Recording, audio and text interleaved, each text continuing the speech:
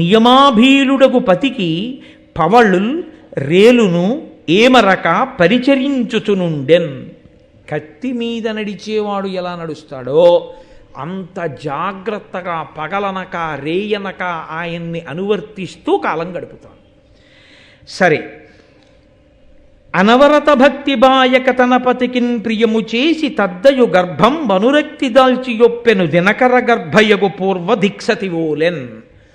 అపారమైనటువంటి అనురాగంతో ఆయన్ని అనుకరించి ఆయనని అనువర్తించిన కారణం చేత భర్త యొక్క అనురాగమును పొందినదై ఆయన అనురాగ ఫలితముగా ఆమె గర్భమును ధరించింది. ఇప్పుడు ఆమె గర్భముతో ఉంటే ఎలా ఉందో చెప్తున్నారు నన్నయ్య గారు. సూర్యభగవానుడనబడేటటువంటిని బిడ్డని ప్రసవించేటటువంటి పూర్వ దిక్కు తూర్పు దిక్కు అనే కాంత ఎలా ఉంటుందో అలా ఉందిట. తూర్పు దిక్కు అన్న కాంత కడుపులో సూర్యుడు అన్న పిల్లాన్ని పెట్టుకుని ప్రసవించిందనుకోండి, పుట్టే పిల్లాడు నెత్తుటి గుడ్డు కదండి పుడతాడు, నెత్తుటి గుడ్డు పుడుతుంది. అందుకని సూర్యోదయం కూడా ఎర్రగా ఉంటుంది. అంతటి నెత్తుటి గుడ్డుని కడుపులో పెట్టుకున్న పూర్వదిక్కనబడేటటువంటి కాంత ఎలా ఉందో గర్భిణి అయిన జరత్కారు అలా ఉందిట. ఎందుకు ఆ మాట అన్నాం? అక్కడ సూర్యోదయం అయితే చీకట్లు పోతాయి, అక్కడ సూర్యోదయం అయితే రాక్షసులు పోతారు. ఇక్కడ ఈవిడ గర్భం పండి పిల్లవాడు పుడితే పావులకి అలుముకున్న చీకట్లు పోతాయి. జరత్కారు వంశంలో ఒక్క వేరు ఉన్నటువంటి దుబ్బులు పట్టుకుని వేలాడుతున్నటువంటి తాత తండ్రులు ఊర్ధ్వలోకాలకు వెళ్ళిపోతారు.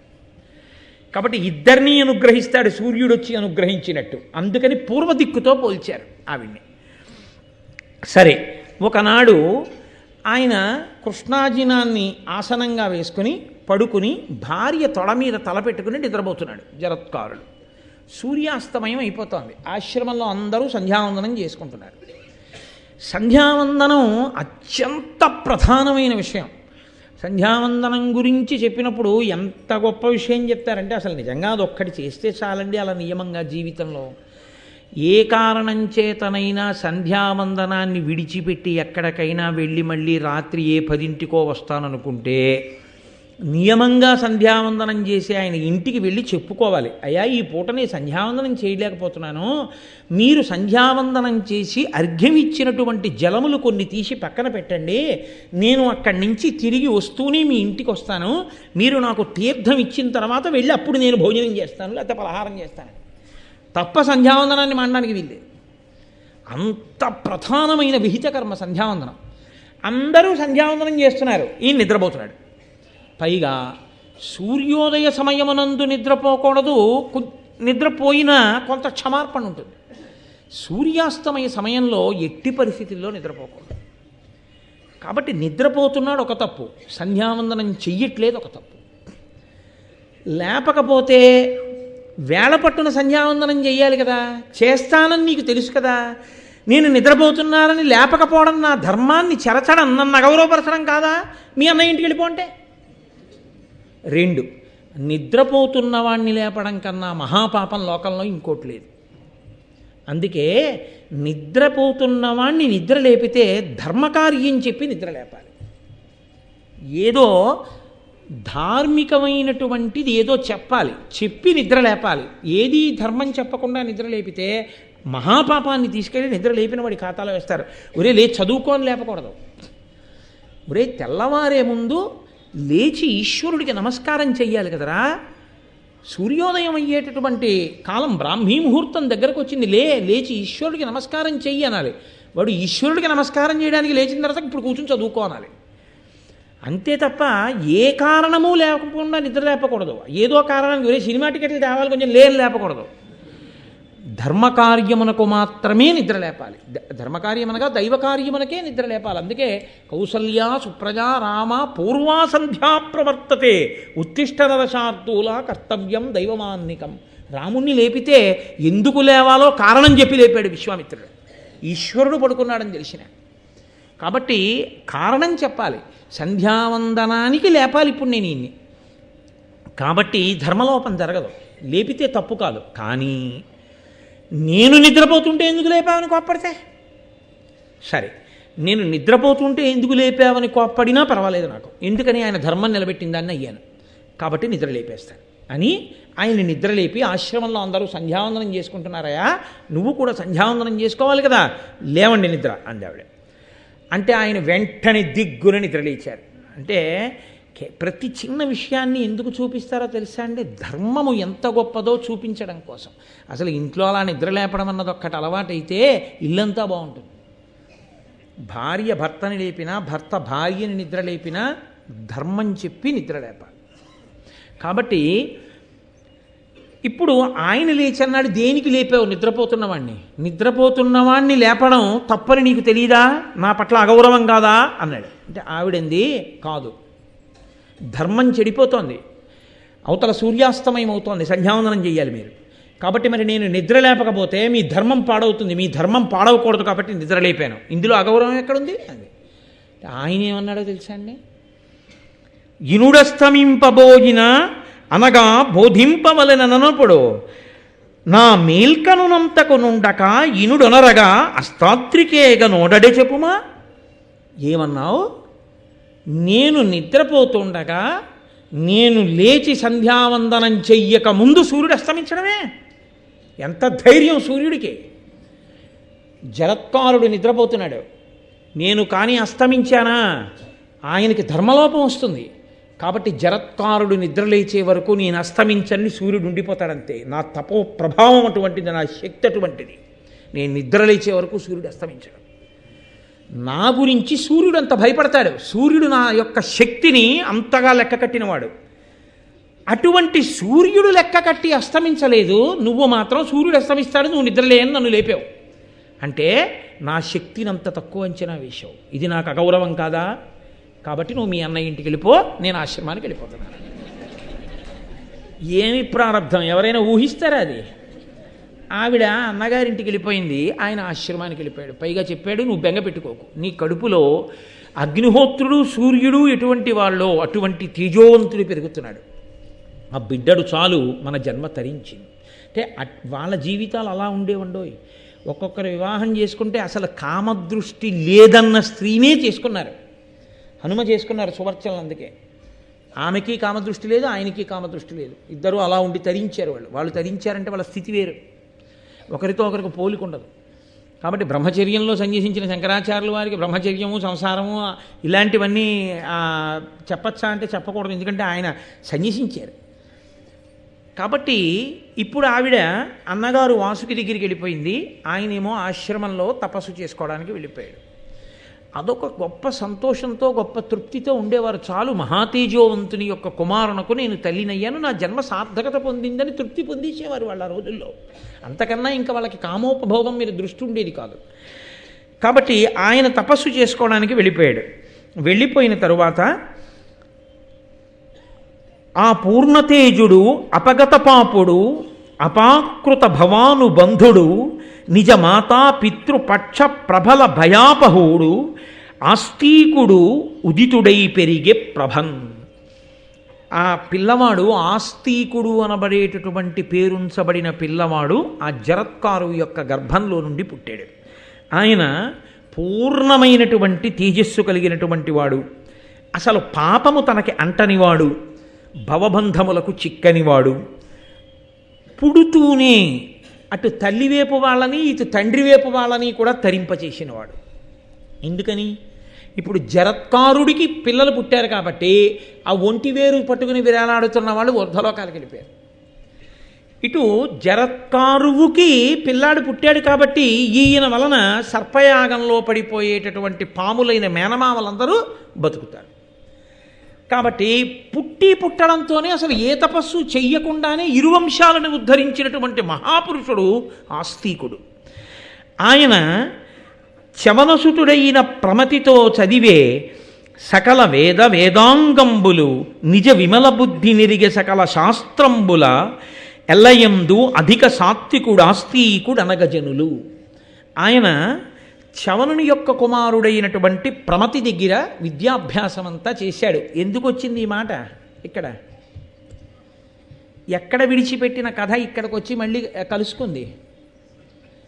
మీతో నేను ప్రారంభం చేసినప్పుడు భృగువంశంలో పుట్టినటువంటి భృగువు పులోమ అనేటటువంటి తన భార్యని అగ్నిశాలలో అగ్నిని రక్షిస్తుండని చెప్పి స్నానానికి వెడితే పులోముడనబడేటటువంటి రాక్షసుడు వచ్చి అగ్నిహోత్రుణ్ణి ఈమె ఎవరు అని అడిగి ఆ పులోమని ఎత్తుకుని తీసుకెళ్ళిపోతుంటే పంది రూపంలో ఆమె గర్భం నుంచి జారిపడిన చవనుడు కన్నులు తెరిచి చూసినంత మాత్రం చేత ఆ పులోముడన్న రాక్షసుడు మరణిస్తే ఆమె పిల్లాన్ని ఎత్తుకుని వధూసరా అని ఆవిడ కన్నుల వెంట కారిన నీరు నదిగా మారితే బ్రహ్మగారు దానికి పేరు పెడితే ఆవిడ తిరిగి వస్తే ఎవరు చెప్పారు నువ్వు పులోమ అని అడిగితే అగ్నిహోత్రుడంటే అగ్నిహోత్రుడు సర్వభక్షకుడవుతాడంటే బ్రహ్మగారు వచ్చి నువ్వు సర్వభక్షకుడైనా పవిత్రుడుగానే ఉంటావు అంటే ఆ పుట్టినటువంటి చవనుడనేటటువంటి పిల్లవాడు శర్యాతి యొక్క కుమార్తె అయినటువంటి సుకన్యని వివాహం చేసుకుంటే ఆ చవనునికి సుకన్యకి కలిపి ఇదిగో ఇప్పుడు ఈయన చదువుకున్నటువంటి ప్రమతి అనబడేటటువంటి పిల్లవాడు పుడితే ఆ ప్రమతికి ఘృతాచికి కలిపి పుట్టినటువంటి వాడు రురుడైతే ఆ రురుడు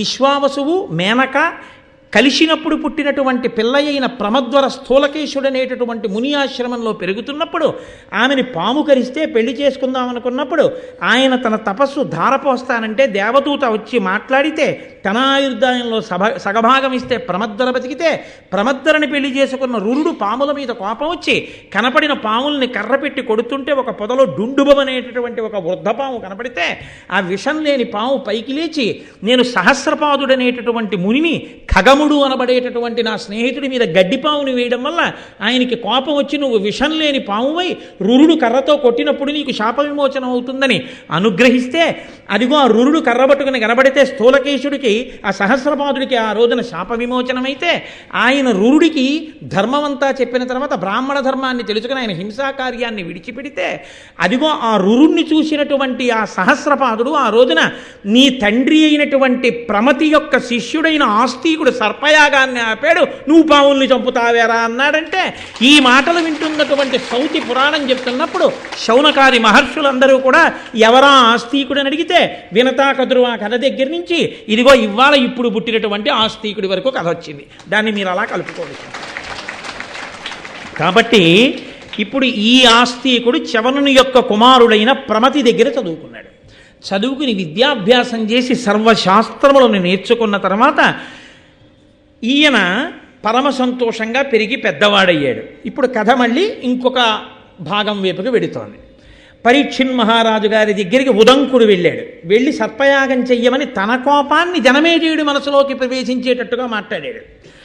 మాట్లాడితే జనమేజయుడు అన్నాడు, ఈ ఉదంకుడు నా తండ్రిని తక్షకుడు కరిస్తే చనిపోయాడు అంటున్నాడు, నా తండ్రి ఎలా మరణించాడో ఓసారి చెప్పండి అన్నాడు మంత్రుల్ని. అంటే ఆ మంత్రులు లేచి పరీక్షితుతో అన్నారు, అభిమన్యునకు విరాటాత్మజయైన ఉత్తరకును పుట్టిన ధర్మమూర్తి కౌరవాన్వయ పరీక్షయమున ఉదయించి ప్రథం పరీక్షితుడు నా బరగువాడు ధర్మార్థకామముల్ తర్పక సలుపుచు పూని భూప్రజనెల్ల పుణ్యచరిత అనగుడై రక్షించి 67 రాజ్యంబు చేసిన రాజ వృషభుడు అధిక ధర్మమార్గుడైన నీ ఎట్టి సత్పత్రు బడసియున్న పుణ్యుడు అన్యనాథ మకుట మణిగణ ప్రభారంజిత పాద పంకజుండు భరతనిభుడు. నీ తండ్రి అయినటువంటి పరీక్షిత్తు ఉత్తర విరాట్రాజు యొక్క కుమార్తె అయినటువంటి ఉత్తరని అభిమన్యుడు వివాహం చేసుకున్నప్పుడు అభిమన్యుడికి ఉత్తరకి పుట్టినవాడు నీ తండ్రి అయిన పరీక్షిత్. ఆ పరీక్షిత్తు నీ తాత అయినటువంటి అర్జునుడితో సమానం. ఎందుకని ఈ పరీక్షిత్ ఇప్పుడు వింటున్నటువంటి జనమేజయుని యొక్క తండ్రి పరీక్షిత్, పరీక్షిత్ యొక్క తండ్రి అభిమన్యుడు, అభిమన్యుని యొక్క తండ్రి అర్జునుడు, అర్జునుని యొక్క తండ్రి పాండురాజు. వంశంలో పోలికలు వస్తాయనడానికి పోలిక ఏమిటో తెలుసా అండి? ఎక్కడో ముత్తాత పాండురాజుకి వేట అంటే ఇష్టం, అదే పోలిక ఇప్పుడు వచ్చింది పరీక్షిత్తుకి. ఆ వేట కోసమే వెళ్ళి అదిగో ఆ శమీకుడనబడేటటువంటి ఋషి యొక్క మెడలో చచ్చిపోయిన పావునేశాడు. వంశంలో ఉన్న పోలికలు పిల్లలకు వస్తాయంటే అది అందుకే వంశంలో 7 తరాలు అటు ఇటు చూసి పిల్లనిస్తారు, లేకపోతే అట్లాంటి అఘాయిత్యం ఉన్నవాడు ఇక్కడ పుడితే అందుకని. కాబట్టి అదిగో అభిమన్యుడికి విరాటరాజపుత్రి అయినటువంటి ఉత్తరకి పుట్టినటువంటి ధర్మమూర్తి నీ తండ్రి కౌరవాన్వయ పరీక్షయమునను దయించి పరీక్షితుడు నా బరగువాడు. ఆయన కురువంశం, కురువంశంలో ఉన్నటువంటి వాళ్ళే పాండవులు కూడా, కాబట్టి కౌరవులే. కాబట్టి అదిగో ఆ కౌరవులు అంటే పాండవుల యొక్క సంతతి అంతా కూడా నశించిపోయి అభిమన్యుడు కూడా మరణించి ఉప పాండవులు కూడా మరణించిన తరువాత ఇంకా పాండవుల యొక్క వంశాంకురము ఉత్తరాగర్భమునందు మిగిలిపోయిన ఒక్క పరీక్షిత్తే ఉన్నప్పుడు ఆ ఒక్క పిల్లవాడు కూడా బతకకూడదని పిండం మీదకి బ్రహ్మశిరోనామకాస్త్రాన్ని అశ్వత్థామ ప్రయోగిస్తే ఆమె కృష్ణుడి పాదములు పట్టుకుని ప్రార్థన చేస్తే ఇక్కడ బయట రథం దగ్గర నిలబడిన కృష్ణుడు ఉత్తరాగర్భంలోకి ప్రవేశించి ఆ బ్రహ్మశిరోనామకాస్త్రానికి పిండానికి మధ్యలో నిలబడి ఘోర రూపంతో బ్రహ్మాస్త్రాన్ని సాత్విక రూపంతో పిండాన్ని చూసి బ్రహ్మాస్త్రాన్ని తనలో కలుపుకుని పిల్లాన్ని రక్షిస్తే ఆయన పరీక్షగా విష్ణువుని చూసి పుట్టిన తరువాత కూడా తాతయ్యన ధర్మరాజు తొడ మీద కూర్చుని సభలో ఉన్న వాళ్ళందరినీ నేను మా అమ్మ కడుపులో ఉన్నప్పుడు శంఖచక్ర గదా పద్మములను పట్టుకుని నన్ను రక్షించిన మహానుభావుడు ఎక్కడున్నాడా అని ఇలా పట్టి పట్టి చూస్తుంటే ఆయన్ని దేవరాతుడు అని పేరున్నా కూడా ప్రజలందరూ పరీక్షగా చూస్తాడని పరీక్షిత్ అని పిలిచారు. కాబట్టి కురువంశానికి మిగిలిన ఏకైక నలుసు నువ్వు. ధర్మార్థకామములు తప్పక చలుపుచు పూని భూప్రజనెల్ల పుణ్యచరిత అనఘుడై రక్షించి 67 రాజ్యంబు చేసిన రాజవృషభుడు. మీ తండ్రి 60 సంవత్సరములు ధర్మార్థకామములు తప్పకుండా రాజ్యం చేసినటువంటి మహానుభావుడు. అటువంటి వాడు నీ వంటి సత్పుత్రుణ్ణి కన్నాడు. మీ నాన్న సింహాసనం మీద కూర్చొని పాదపీఠం మీద పాదం పెడితే అన్యదేశముల నుంచి వచ్చినటువంటి రాజుల యొక్క కిరీటములు నీ తండ్రి పాదముల దగ్గర ఉంచి నమస్కరిస్తే వాళ్ళ కిరీటములలో ఉన్న మణుల కాంతులు మీ తండ్రి పాదములకు నీరాజనములు పట్టేవి. అంత కీర్తి వహించినటువంటి మహానుభావుడు. కానీ ఇదిగో మీ వంశంలో ముత్తాత పాండురాజు గారికి ఉన్నటువంటి బలహీనతలాగే మీ తండ్రి కూడా వేటాడడం కోసమని చెప్పి అరణ్యంలోకి ప్రవేశించి వేటాడుతుండగా ఒక లేడీ కనబడితే ఆ లేడీని ఎలా అయినా వేటాడి పట్టుకోవాలని తన పరివారం అంతా వెనకపడిపోయి ఎక్కడో ఉండిపోయినా తానొక్కడే ఆ లేడీని వేటాడి తీసుకొస్తానని లేడీ వెంట పరిగెడుతూ బాణాన్ని విడిచిపెడితే బాణం తగిలినటువంటి లేడీ పరీక్షిత్తుకి దక్కకుండా పారిపోయి శమీకుని యొక్క ఆశ్రమంలోకి వెళ్ళిపోతే లేడీని వెంట తగిలి దాన్ని వేటాడేటటువంటి మిషతో శమీకుడి ఆశ్రమంలోకి వెళ్ళి కన్నులు మూసుకుని అంతర్ముఖుడై ధ్యానంలో ఉన్నటువంటి శమీక మహర్షిని ఇటుగా లేడీ పరిగెత్తిందా అని అడిగితే బహిర్ముఖుడు కాడు కాబట్టి శమీకుడి జవాబు చెప్పకపోతే ఉద్ధతితో ఆకలి చేత దప్పిక చేత కలిగినటువంటి ప్రకోపం చేత చచ్చిపోయిన పావుని ధనస్సు యొక్క మూపుతో పైకెత్తి ఆయన మెడలో వేస్తే ఆయన కుమారుడైనటువంటి శృంగికి ఈ విషయం తెలిసి నా తండ్రిని ఇంత అగౌరవపరుస్తాడా దేశమేలే రాజని నేటికి 7వ రాజు తక్షకుని యొక్క విషాగ్ని చేత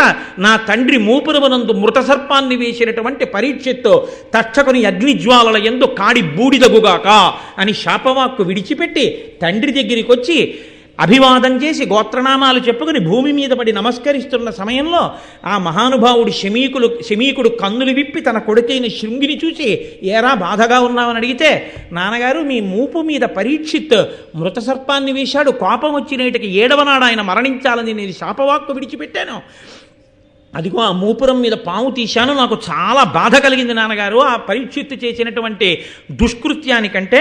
శమీకుడు చూసి ఎంత పని చేశావురా, చంద్రవంశంలో పుట్టినవాడు మహాపురుషుడు, రాజ్యమును ధార్మికంగా పరిపాలిస్తున్నవాడు, అందరినీ కాపాడేటటువంటి ప్రభువుని నీ యొక్క వ్యగ్రమైన వాక్కు చేత అర్ధాయుష్కుణ్ణి చేసి పడగొడుతున్నావు, దీనివల్ల లోకమంతా పాడైపోదా? కోపం అనేది రానేకూడదు, కానీ కోపం వస్తే ఎన్ని ఉపద్రవాలు వస్తాయో వినరా అని ఆ రోజున కొడుకు శృంగితో శమీకుడు అన్నాడు. క్రోధమ తపముంచెరచును క్రోధమ అణిమాదులైన గుణముల బాపున్ క్రోధమ ధర్మక్రియలకు బాధయగున్ క్రోధిగా తపస్వికి చిన్నే. క్రోధము ఆవహించినటువంటి వాని యొక్క తపస్సు చెడిపోతుంది. క్రోధము వలన అణిమాది సిద్ధులు గుణములు అన్నీ నశించిపోతాయి.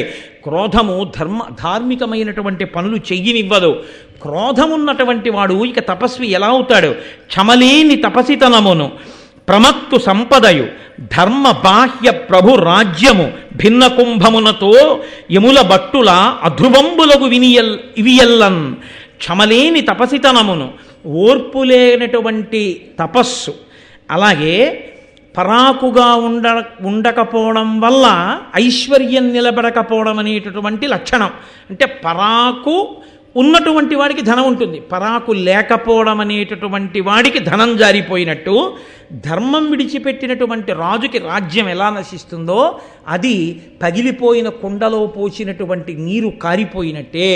క్రోధమున్న వాడికి తపస్సు ఫలించదు, ధర్మం విడిచిపెట్టిన వాడికి రాజ్యం నిలబడదు, పరాకు లేని వాడికి ఐశ్వర్యం నిలబడదు, పగిలిపోయిన కుండలో నీరు పోసిన వాడికి నీరు నిలబడదు. కాబట్టి నీకెందుకురా తపస్సు, ఇంత క్రోధం ఉన్నవాడికి నీకు తపస్సు ఫలిస్తుందా, ఎంత తప్పు పని చేశావురా అని గౌరముఖుడు అనబడేటటువంటి ఒక మునిని పిలిచి నేటికి 7వ రోజున మరణించాలని రాజుకి నా కొడుకు శాపం ఇచ్చాడు. వెంటనే భద్రతా ఏర్పాట్లు చేసుకుని మంత్రతంత్రములు తెలిసిన్నటువంటి నిపుణులైన బ్రాహ్మణుల్ని పక్కన పెట్టుకుని ఎంత మాత్రమూ పరాకు లేకుండా తనను తాను రక్షించుకోమని పరీక్షిత్ మహారాజుకి నా వాక్కుగా చెప్పండని ఆ గౌరముఖుడనబడేటటువంటి మునిని పరీక్షిత్ దగ్గరికి పంపిస్తే ఈయన వెళ్ళి పరీక్షిత్తుకి చెప్తే శమీక మహర్షి కొడుకుని అడిగాడు ఆ రోజున, నువ్వు వెనక్కి తీయలేవా నీ శాపాన్నని. నాన్నగారు నేనేం చెయ్యలేని, ఇప్పటికే నేను విడిచిపెట్టిన శాపవాక్కు తక్షకుడిలో ప్రచోదనం చేసి బయలుదేరిపోయి ఉంటాడు కరవడానికి పరీక్షిత్తుని అన్నాడు. ఆ మాట చెప్పినట్టుగానే మహానుభావుడు బయలుదేరి గబగబా వచ్చేస్తున్నాడు. వచ్చి ఇంకా పరీక్షిత్తుని కాటు వెయ్యాలి, అది 7వ రోజు. ఇంకా ఆ ఒక్క రోజు దాటిపోయిందా ఇక పరీక్షిత్తు బతికేస్తాడు. కాబట్టి ఆయన ఒక పెద్ద ఒంటి స్తంభపు మేడ కట్టుకుని మంత్రతంత్రములు తెలుసున్న వాళ్ళందరినీ పక్కన పెట్టుకుని సకలోర్వీషుడు అతి ప్రయత్నపరుడై సర్వక్రియా తక్షకోటుల్ పనిసేయగా ఘనతరైక స్తంభహర్మ్యంబు తక్షక భీతిన్ రచయించి పంచి దృఢరక్షం దానిలో నుండి బాయక రాత్రిన్ దివ జాగరూక హిత భృత్యామాచ్యవర్గంబుతోన్. ఆయన బోలెడంతమంది వడ్రంగుల్ని కార్మికుల్ని పిలిచి ఒంటి స్తంభపు మేడ కట్టించుకుని అందులో తన యొక్క భృత్యుల్ని మంత్రుల్ని చుట్టూ పెట్టుకుని విషాన్ని విరగొట్టగలిగినటువంటి మంత్రాలు తెలుసున్న వాళ్ళని తంత్ర నిపుణుల్ని సిద్ధంగా పెట్టుకుని అందులోనే ఉంటూ 7 రోజులు అయ్యే వరకు నేను కిందకి దిగిరానని ఆ ఒంటి స్తంభపు మేడలో కూర్చున్నాడు. కూర్చునుండగా 7వ రోజు వచ్చింది. బయలుదేరాడు. ఎవరు? తక్షకుడు. ఆయన్ని కరుస్తాను అని. ఈలోగా బ్రహ్మగారు ఏం చేశారంటే, ఈ లోకంలో పాములు ఎవరిని పడితే వాళ్ళని కరిచేస్తున్నాయి, కరిస్తే పాపం చనిపోతున్నారు. పాము కరిస్తే చనిపోకుండా బ్రతికి ఉండడానికి నేను కశ్యపుడు అనేటటువంటి ఋషికి పాము యొక్క విషాన్ని విరగ్గొట్టగలిగినటువంటి మంత్రాన్ని ఉపదేశం చేస్తానని సాక్షాత్తుగా చతుర్ముఖ బ్రహ్మగారే కశ్యప మహర్షికి ఉపదేశం చేశారు. ఆ కశ్యప మహర్షి ఎంత గొప్పవాడంటే, ఆయన నేను బయలుదేరి వెళ్ళి లోకాన్ని రక్షించగలిగిన ప్రజ్ఞావంతుడు కనుక పరీక్షిత్తుని తక్షకుడు కరిస్తే మరణించబోయే రాజు యొక్క శరీరంలోని విషాన్ని విరగ్గొట్టి నేను పరీక్షిత్తుని రక్షిస్తానని కశ్యపుడు బయలుదేరాడు. ఇద్దరూ బయలుదేరారు. వృద్ధ బ్రాహ్మణ వేషంలో తక్షకుడున్నాడు, కశ్యపుడు వెడుతున్నాడు. ఇద్దరూ కలుసుకున్నారు. దారిలో కలుసుకున్న తరువాత అడిగాడు, ఏమయ్యా నువ్వెవరు ఎక్కడికి వెడుతున్నావు అన్నాడు. అంటే కశ్యప ఋషి అన్నాడు, నేను రాజుని ఇవాళ 7వ రోజు తక్షకుడు కలుస్తాడు, కరిచినప్పుడు నేను ఆయన్ని మళ్ళీ విషం పోగొట్టి బ్రతికించడానికి వెడుతున్నానన్నాడు. పిచ్చివాడా, నువ్వు ఆ కోరిక విడిచిపెట్టు, వజ్రాయుధం తగిలినవాడు బతుకుతాడేమో, తక్షకుడు కరిచినవాడు బతకడు. నేనే తక్షకుణ్ణి, నేను ఒకసారి కరిస్తే బూది కుప్పగా పడిపోతాడు, మనిషి బతికుండడం కాదు, కాబట్టి నువ్వు బ్రతికించలేవన్నాడు. ఆయన అన్నాడు, బూది కుప్పగా నువ్వు చేసినా నేను బ్రతికించగలను. అయితే ఏది, ఇక్కడ పెద్ద మర్రి చెట్టు ఉంది, దాని కొమ్మలు ఎంత దూరం వ్యాపించాయో తెలియట్లా, పచ్చటి చెట్టు, నేను మొదట్లో కరుస్తాను, బూడిద కుప్పగా పడిపోతుంది, బ్రతికించి చూస్తానన్నాడు. తక్షకుడు కాటు వేశాడు, అది బూది కుప్ప కింద పడిపోయిన చెట్టు. వెంటనే ఈ కశ్యప ఋషి బ్రహ్మగారు తనకి ఉపదేశం చేసినటువంటి మంత్రాన్ని జపం చేసి ప్రయోగించాడు. వెంటనే ఆ మర్రి చెట్టు మళ్ళీ వచ్చేటప్పటికి తక్షకుడు ఆశ్చర్యపోయాడు. అయితే ఈ విషయం ఎలా తెలిసింది హస్తినాపురంలో అంటారేమో, ఒక వ్యక్తి కర్ర పుల్లలు ఏరుకుందామని అరణ్యంలోకి వచ్చి ఆ మర్రి చెట్టు మీదకి వచ్చి ఎండు పుల్లలు విరుచుకుంటున్నాడు. అకస్మాత్తుగా వీళ్ళిద్దరూ మాట్లాడుకుని తక్షకుడు కరవడంలో ఈ వ్యక్తి కూడా కాలి బూడిదైపోయి కింద పడిపోయాడు. మళ్ళీ కశ్యప ఋషి మంత్రప్రభావం చేత చెట్టుతో పాటు ఆయన కూడా బతికాడు. ఆయన తర్వాత పరిగెత్తుకుంటూ హస్తినాపురానికి వెళ్ళి ఈ విషయం అంతా చెప్పాడు. వాళ్ళిద్దరూ ఇలా మాట్లాడుకున్నారని, అందువల్ల బయటకు వచ్చింది లోకంలో. కాబట్టి ఇప్పుడు తక్షకుడు అన్నాడు, నేను కాటు వెయ్యడం అనేటటువంటిది పరమసత్యం, కాటు వేసేస్తాను, నువ్వెందుకు ఆయన్ని బతికించాలనుకుంటున్నావు? ఒకటి, మహానుభావుడు కాబట్టి బతికిస్తాను. 2, రాజుని బతికిస్తే రాజు అపారమైన ధనమిస్తాడు. రాజు ఎంత ధనమిస్తాడో అంతకన్నా అధికమైన ధనమిస్తాను, నువ్వు బ్రతికించవద్దు, వెళ్ళిపోమన్నాడు. కశ్యప ఋషి కందులు మూసుకుని అంతరదృష్టితో చూశాడు. రాజుకి మరణము తథ్యము అని తెలిసిపోయింది. అంటే ఒకసారి ఋషివాక్కు ఇక తప్పించుకోవడం కుదరదు, కాబట్టి ఎలాగో మరణిస్తాడు.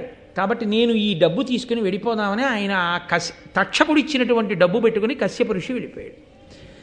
ఇప్పుడు ఈయన కోటలోకి ప్రవేశించాలి, ఒంటి స్తంభపు మేడలోకి. తన సోదరులైనటువంటి పావుల్ని కొంతమందిని పిలిచి, మీరు బ్రాహ్మణ కుమారుల వేషం వేసుకొని ఋగ్వేద యజుర్వేద మంత్రాలు చెప్తూ వెళ్ళండి, కొన్ని పువ్వులు పళ్ళు పట్టుకెళ్ళి ప్రసాదం రాజా నీకు రక్షగా ఇస్తున్నామని ఇవ్వండి. వేదం చదువుకుంటున్న బ్రాహ్మణ కుమారుల్ని చూస్తే రాజు కాదన్నాడు, తీసుకుంటాడన్నారు. అంటే వాళ్ళు అలాగే వెళ్ళారు. వెడితే రాజు పాపం ప్రసాదం కదా అని పుచ్చుకున్నాడు.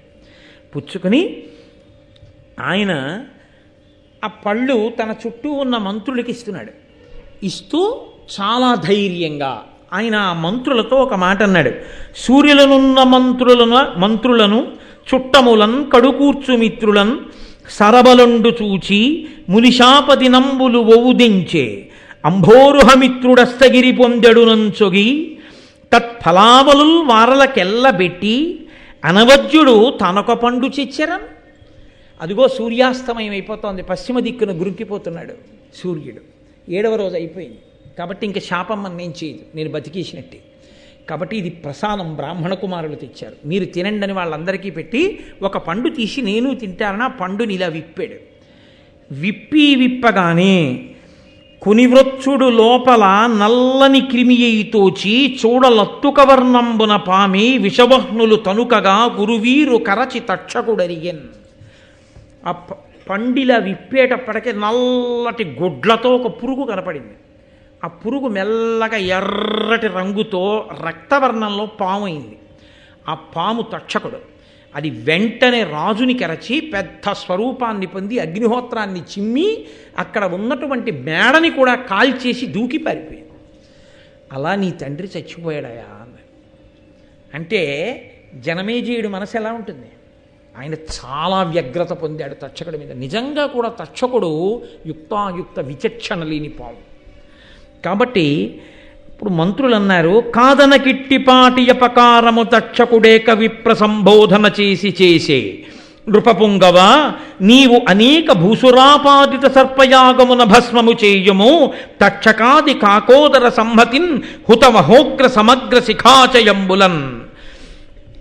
ఒక్క బ్రాహ్మణుడు అలా అన్నాడని, తక్షకుడి చేతిలో చచ్చిపోవాలి పరీక్షిత్ అన్నాడని, ఆ బ్రాహ్మణుడి మాట నిజం చేయడానికి తక్షకుడు ఇంత పన్నాగం పన్ని మీ నాన్నని చంపేశాడు. మీ నాన్న మంచితనాన్ని దేన్ని పరిగణనలోకి తీసుకోలేదు. ఏమి బ్రాహ్మణ వాక్కుకు అంత గౌరవం ఇచ్చాడుగా. ఏది, నువ్వు బ్రాహ్మణుల్ని తీసుకొచ్చి యాగం చేయి, యాగం చేసి మొత్తం పావుల సంతతిని అగ్నిహోత్రంలో పారాయి, తక్షకుడిని కూడా పిలు, ఆయన్ని కూడా పడమను. కాబట్టి నువ్వు ప్రతీకారం చెయ్యవలసిందే, చెయ్యి యాగం అన్నారు. అనగానే ఆయన అన్నాడు, అయితే యాగశాల నిర్మాణం చెయ్యండి, ఋత్విక్కుల్ని పిలవండి, నేను యాగదీక్ష తీసుకుంటున్నాను అన్నాడు. దీక్ష అన్నమాట యాగమునకే అనువర్తిస్తుంది. కాబట్టి నేను దీక్షితుడిని అవుతున్నానన్నాడు.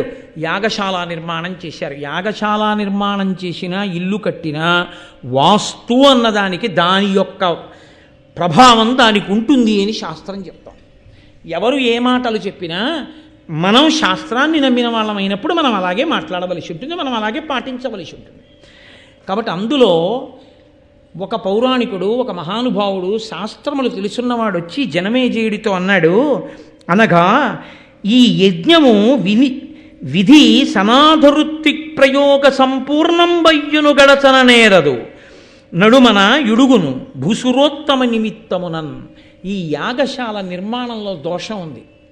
యాగశాల నిర్మాణంలో దోషం ఉన్న కారణం చేత ఎంత గొప్ప బ్రాహ్మణుల్ని నువ్వు తీసుకొచ్చినా, ఎంత గొప్ప యజ్ఞ సంభారాలు నువ్వు తీసుకొచ్చినా ఈ యాగం మధ్యలో ఒక బ్రాహ్మణుడి వల్ల ఆగిపోతుంది అంటే. జనమేజయుడు లక్ష్య పెట్టలేదు. లక్ష్య పెట్టకుండా ఆయన ఆ యాగం చెయ్యడం కోసం అని చెప్పేసి సిద్ధపడ్డాడు. జనమేజయుని యొక్క భార్య కాశీరాజు యొక్క కుమార్తె అయిన వపుష్టమ. ఆ వపుష్టమతో కలిసి, భార్య లేనివాడు యాగం చేయడానికి అర్హుడు కాడు కాబట్టి భార్యాసహితుడై యజ్ఞదీక్షితుడై ఆ సర్పయాగం చెయ్యడానికి కూర్చున్నాడు. బ్రాహ్మణులందరూ కూర్చున్నారు. ఒక్కొక్క పాము పేరు పిలుస్తున్నారు. పిలిస్తే వచ్చి అతి వేగాకుల చిత్తులై పడి రుదాత్తాసీ విషాగ్నుల్ సితాసిత పీతారుణ వర్ణదేహులు నవాశ్రుగ్రక్త నేత్రుల్ మహోన్నతులేక త్రిక పంచ సప్త నవ నానామస్తకుల్ పల్వురుద్ధత నాగేంద్రులు బ్రహ్మదండ హతి ఆర్తధ్వానులైవ నిలోన్.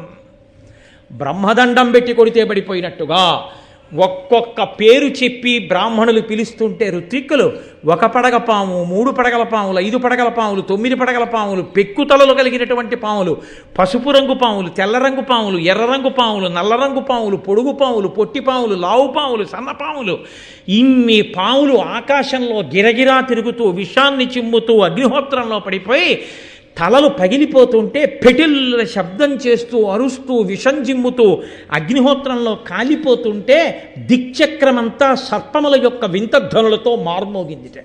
అలా అందరూ చిత్ర విచిత్రంగా ఇదేమి యాగమని చూస్తుండగా ఆకాశంలోంచి రంగురంగుల పాములు, అనేక తలల పాములు వచ్చి ఆ యాగంలో పడిపోయి అగ్నిహోత్రంలో కాలిపోతున్నాయి.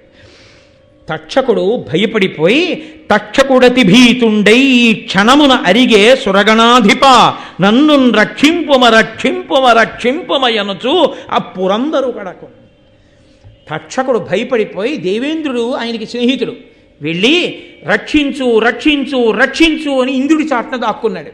ఇంద్రుడు బ్రహ్మగారు చెప్పిన మాట విని కొన్ని పాములు బతుకుతాయన్న మాట విని, ఆగరా కంగారు పడకు, ఆ యాగాన్ని ఆపుతాడు ఒక బ్రాహ్మణుడు వచ్చి, నువ్వు బ్రతుకుతావు, అలా కూర్చో, బెంగ పెట్టుకోకని చెప్పి ఆయన ఆ తక్షకుణ్ణి ఇంద్రలోకంలో కూర్చోపెట్టాడు.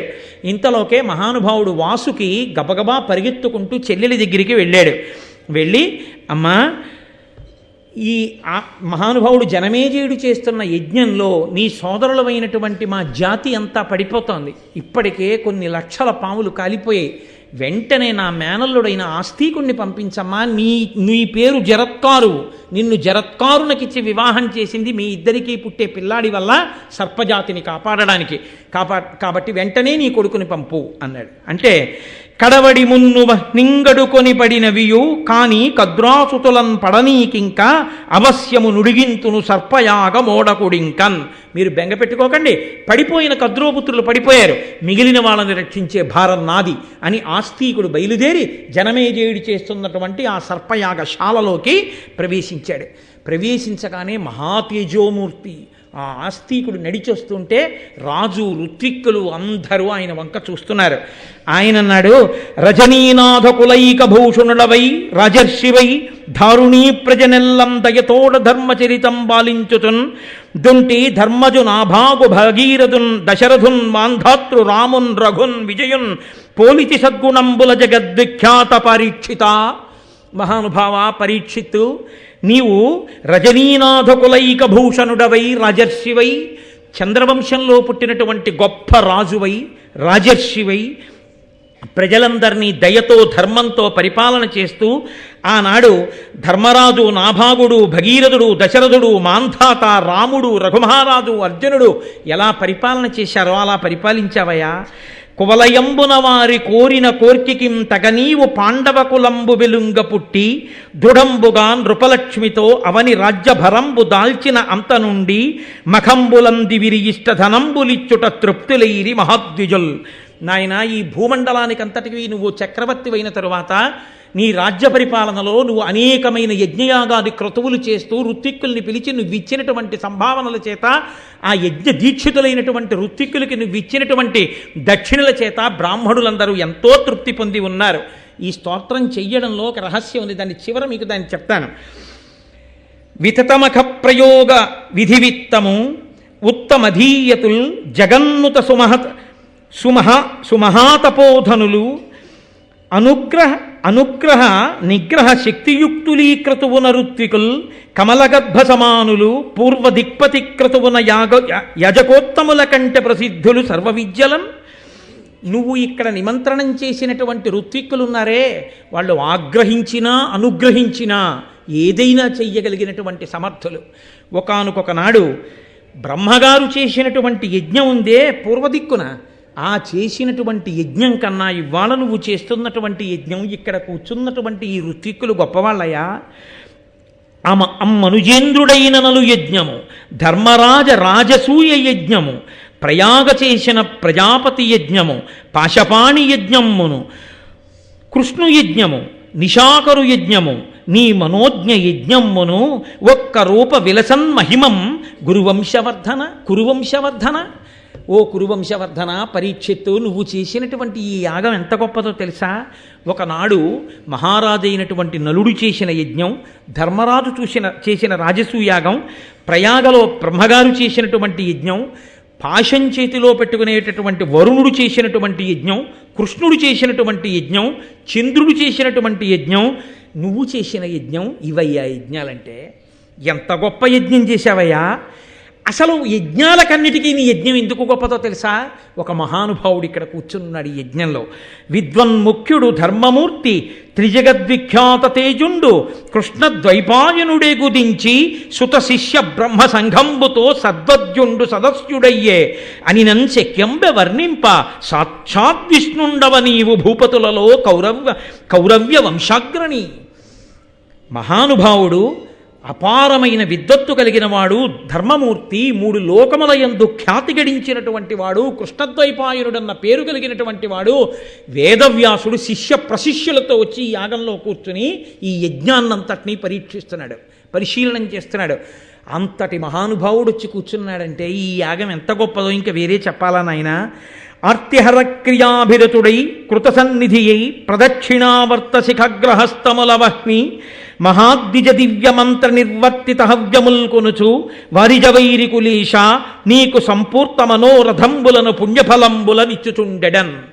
నువ్వు చేసేటటువంటి యాగాల్లో అగ్నిహోత్రుడు సంతతము నీ పక్కన కూర్చుని హవిస్సులను స్వీకరిస్తూ కుడి పక్కకి తిరిగేటటువంటి జ్వాలలు కలవాడై, అంటే శుభశకునంతో నిరంతరము నీ కోర్కెలను ఈడేర్చేవాడగుగాక, నీవు అంత కీర్తివంతుడవగుగాక అని ఆశీర్వచనం చేశాడు. అంటే ఇంత కీర్తి గణించిన వంశంలో పుట్టినవాడివి, ఇంత దయాళువి, ఇంత పేరు తెచ్చుకున్నవాడివి, ఇంతమంది పెద్దల్ని కూర్చోబెట్టి యాగం చేస్తున్నవాడివి, ఇంతకుముందు ఇన్ని యాగాలు చేసిన వాడివి, ఇంత దాన ధర్మాలు చేసిన వాడివి, ఏదో నిమిత్తం లేకుండా నింద లేకుండా బొందిపోతుందా? ఏదో కారణానికి మొత్తం మీద తండ్రి పడిపోవలసి వచ్చింది, పడిపోయాడు. ఆ నింద కాకపోతే వేరో కారణానికి వెళ్ళిపోతాడు. దానికి మనసులో క్రౌర్యం పెట్టుకుని యాగం చేసుకుని నీ చరిత్రకంతటికి మచ్చ తెచ్చుకుంటావా? చెయ్యవచ్చా ఇలాంటి యాగాలు? ఆంతరమైనటువంటి ప్రశ్న. వెంటనే చాలా సంతోషించి ఆయన అన్నాడు, ఆ జనమేజయుడు, మహానుభావ, నీ దివ్యమైనటువంటి తేజస్సు, నీ వాక్కులు చూస్తుంటే చాలా సంతోషంగా ఉందయా, నీకేం కావాలి చెప్పి ఇచ్చేస్తానన్నాడు.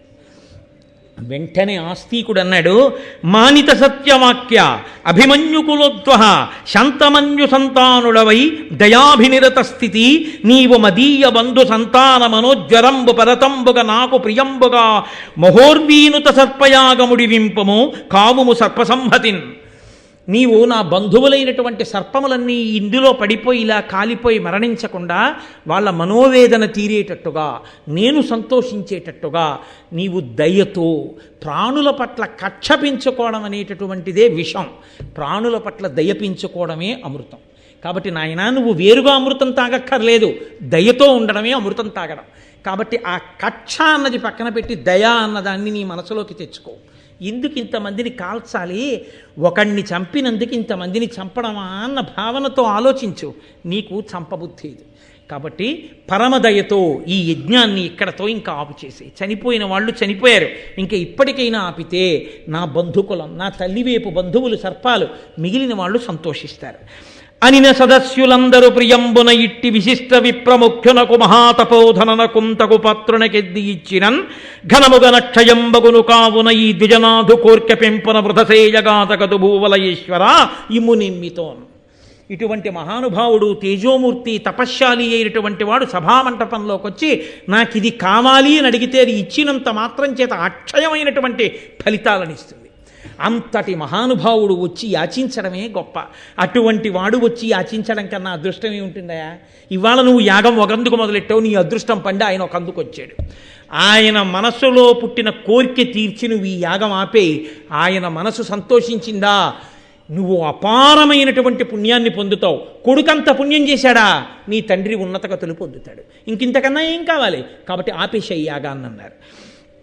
వెంటనే ఆ యాగాన్ని ఆపు చేశారు. కానీ అప్పటికే అక్కడ ఉన్న ఋత్విక్కులు చెప్పినటువంటి మంత్రముల వలన తక్షకుడు అగ్నిహోత్రాన్ని వెదజల్లుతూ ఇంద్రుడి సింహాసనం నుంచి వేరైపోయి ఆయన ఆ మంత్రశక్తికి ఆగలేక ఆకాశంలో తన్నుకుంటూ వచ్చి హోమగుండంలో పడిపోతున్నాడు. పడిపోతుంటే వెంటనే ఆస్తికుడు ఆయనని అలా ఉండు, నీకేం భయం లేదు, ఆగు, నువ్వు పడక్కర్లేదంతే యాగాగ్ని ఎందు అన్నాడు. ఆస్తికుని యొక్క నోటి మాట ప్రభావానికి అగ్నిహోత్రంలో పడిపోతున్న తక్షకుడు తప్పుకుని పక్కకెళ్ళి పడ్డాడు. పడి బ్రతికిపోయాడు. ఆ కారణం చేత ఇప్పటికీ ఎక్కడ ఆస్తికుని యొక్క కథని చెప్పుకుంటారో, ఎక్కడ ఆస్తిక మహర్షిని తలుచుకుంటారో అక్కడ ఎంత విషపూరితమైన సర్పములు తలలు దించేస్తాయిట. ఆస్తికుడి కథ విన్నవారి జోలికి, భక్తితో ఆయనకి నమస్కరించిన వారి జోలికి పాములు రావు కాదు. అసలు వనర జరత్కారు మునీంద్రునకు జరత్కారునకు సుతుండైన మహామునివరు నాస్తికుని ముదమున తలచిన ఉరగభయము పొందరు జనులు. ఎవరైతే ఆ జరత్కారువుకి జరత్కారుడికి పుట్టినటువంటి ఆస్తికుని వలన ఉభయ వంశములు తరించి సర్పయాగంలో పాములు పడకుండా రక్షింపబడినటువంటి ఈ కథ వింటున్నారో అటువంటి వారికి పాముల వంటి పాపములు తొలగి వారు భగవంతుణ్ణి చేరడానికి, భగవంతుణ్ణి అనుగ్రహాన్ని పొందడానికి యోగ్యమైన స్థితిని పొందుతారు అని దీనికి ఫలశ్రుతి చెప్తూ మహోత్కృష్టమైనటువంటి జనమేజయ సర్పయాగం ఆస్తిక మహర్షి వల్ల ఆగినటువంటి సందర్భాన్ని కద్రువ కృతయుగంలో ఇచ్చిన శాపం కలియుగ ప్రారంభంలో ఎలా కట్టి కుడిపిందో, బ్రహ్మగారన్న వాక్కు నిజమై పుట్టినటువంటి ఒక మహాపురుషుడు యాగాన్ని ఆపి దుష్ట సర్పములు నశించిన తర్వాత మిగిలిన పాములు ఎలా బ్రతికాయో ఈ కథలో చెప్పబడింది. అంటే ఒకసారి మహాపురుషులైనటువంటి వారు కోపంతో కానీ అనుగ్రహంతో కానీ ఒక వాక్కుని విడిచిపెట్టేశారో అది ఎప్పుడో అప్పుడు అనుభవంలోకి వచ్చి తీరుతుంది అని మనకి అనేకమైనటువంటి ధర్మసూక్ష్మములతో కూడినటువంటి ఈ కథాభాగాన్ని మహానుభావుడు మనకు అందించి నన్నయ్య భట్టారకుడు మనని కృతార్థుల్ని చేశారు. ఇన్ని ధర్మసూక్ష్మములు వివరించారు.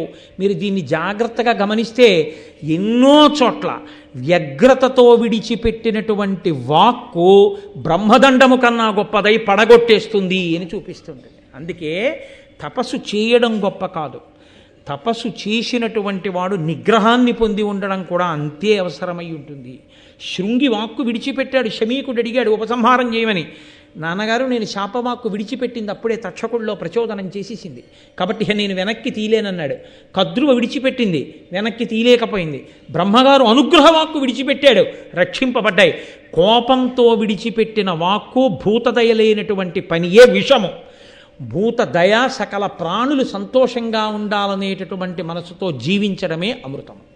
కాబట్టి నువ్వు అమృతము తాగి ఉండాలి అన్న కోరిక నీకు ఉంటే నువ్వు భూతదయతో, అందరి పట్ల కారుణ్యంతో, సంతోషంగా భగవంతుణ్ణి అందరి యందు చూస్తూ ప్రేమతో జీవించడమే మార్గము అని అన్యాపదేశంగా నన్నయ్య భట్టారకుడు ఋషితుల్యుడు కనుక సమస్త జాతికి ఉద్బోధ చేసి కక్షలు కార్పణ్యములు మంచివి కావని ఉద్బోధ చేసినటువంటి పరమోత్కృష్టమైన వాక్కుతో ఈనాటి ఈ ఉపన్యాసాన్ని పూర్తి చేస్తూ రేపటి రోజు నుంచి చెప్పేటటువంటి ఘట్టములన్నీ కూడా నేను ఇది ఏదో మీకు ఆ కాకతాళీయంగా చెప్తున్న మాట అని మీరు స్వీకరించద్దు. కేవలముగా ఇక రేపటి నుంచి వచ్చేటటువంటివన్నీ కూడా మహాత్ముల యొక్క జననములు. ఎటువంటి మహాత్ములంటే వేదవ్యాస జననము, భీష్మాచార్యుని అవతరణ, తర్వాత పాండవులు పుట్టడం, ఇంకా అంతా కూడా మహాపురుషుల యొక్క జననములు. మీకు ఆశ్చర్యం ఏమిటో తెలుసా? ఈ మహాపురుషుల జననం జరిగేటప్పుడు ఎంతమంది దేవతలో వస్తారు, కథలో వచ్చి అనుగ్రహిస్తారు. వాగ్రూపంగా ఇంతమంది దేవతలు ఆది పర్వంలో రావడం పూర్తవగానే 5, 6, 7 తారీఖుల్లో చెప్పుకున్న భారతంలో దేవతల్ని పిలిచిన పిలుపు వృథా అవ్వకుండా అది ఈశ్వరుడు అనుగ్రహం. అంటే 5, 6, 7 తారీఖుల్లో పక్కన బ్రహ్మాండమైన యాగశాల నిర్మాణం జరుగుతుంది. ఇంకా మీరు రోజు చూద్దురుగా నా యాగశాల నిర్మాణం అదిని. గాయత్రీ మహామంత్రానికి 24 అక్షరాలైతే 24 మంది మహాతేజోవంతులు గొప్పగా వేదం చదువుకున్నటువంటి ఋత్విక్కులు వస్తారు. 24 మంది ఋత్విక్కులు అక్కడ బ్రహ్మాండమైన యాగం చేసి దేవతలందరికీ హవిస్సులు ఇస్తారు. మనం ఆ యాగశాలకి ప్రదక్షిణం, మహాభారత శ్రవణం. ఇది పూర్తయిన తర్వాత అక్కడ మంటపంలో పెట్టినటువంటి మంత్రపూరితమైన జలములతో కూడిన కలశ పట్టుకొని స్వామివారి దేవాలయం పైకెక్కి కుంభాభిషేకం చేస్తారు 7వ తారీఖు సుముహూర్తంలో. ఒక పక్క ఆదిపర్వం, ఒక పక్క సర్వోత్కృష్టమైనటువంటి కుంభాభిషేకం. 2 ఘట్టములు ఏకకాలంలో ఆదిపర్వం పూర్తవుతుంటే మహాకుంభాభిషేకంతో పూర్తవుతుంది. ఇక ఇంతకన్నా అదృష్టం ఎవరిని పట్టుకుంటుంది? మన అదృష్టం అయ్యప్ప స్వామి అనుగ్రహించి ఆదిపర్వం మహాభారతం ఎప్పుడు చెప్పబడుతుందో, ఎప్పుడు మహాపురుష జననం ఇక్కడ వినబడుతుందో అప్పుడు నా దేవాలయానికి కుంభాభిషేకం అన్నాడు ఆయన. అందుకే ఇంతకాలం ఆగిపోయింది. ఆదిపర్వం ప్రారంభించగానే సుముహూర్తం నిర్ణయం అయిపోయింది, యాగశాల ప్రారంభం అయిపోతోంది. ఆదిపర్వం పూర్తయితే మహానుభావుడు, పరమధర్మాత్ముడు, ఎవరి పేరు చెప్తే లోకం పరవశించిపోయి తరించిపోతుందో అటువంటి భీష్ముడు, ధర్మరాజు, భీముడు, అర్జునుడు, నకులుడు, సహదేవుడు, ద్రౌపదీదేవి, ధృష్టద్యుమ్నుడు, ద్రోణుడు, ఆ కృపాచార్యుడు, మహాత్ముల యొక్క జననములన్నీ ప్రారంభమవుతాయి. ఆ ఘట్టములన్నీ ఇంకా రేపటి నుంచి ప్రారంభం. దేవయాని, కచుడు, మహానుభావుడు బృహస్పతి, శుక్రాచార్యుల వారు, అసలు వాళ్ళ పేర్లు తలుచుకుంటే చాలు, వింటే చాలు. అటువంటివన్నీ రేపటి నుంచి ఆ ఘట్టాలు ప్రారంభం. కాబట్టి రేపు సాయంకాలం 6:30 మళ్ళీ తిరిగి మనం కలుసుకుందాం. నేను 8 గంటల సమయాన్ని దాటిపోయినందుకు నన్ను ఇవాళ ప్రేమతో మన్నించవలసిందిగా గోపాలకృష్ణ గారిని వేడుకుంటూ ఇక దాని మీద ఒక్క మాట కూడా మాట్లాడద్దని కోరుకుంటూ మంగళాశాసన పరైమదాచార్య పురోగమై సర్వైశ్చ పూర్వైరాచార్యై సత్కృతాయాస్తు మంగళం. మంగళం కోసలేంద్రాయ మహనీయ గుణాత్మనే చక్రవర్తి తనూజాయ సర్వభౌమాయ మంగళం. ఉమాకాంతాయ కాంతాయ కామితార్థప్రదాయినే శ్రీగిరీశాయ దేవాయ మలినాథాయ మంగళం. కరచరణకృతం వా కర్మవాక్కాయజం వా శ్రవణనైనజం వా మానసం వా పరాధం విహితం వా సర్వమేత్తక్షమస్వ శివ శివ కరుణాబ్ధే శ్రీ మహాదేవ శంభో. సర్వం శ్రీ ఉమామహేశ్వర పరబ్రహ్మార్పణమస్తు. స్వస్తి.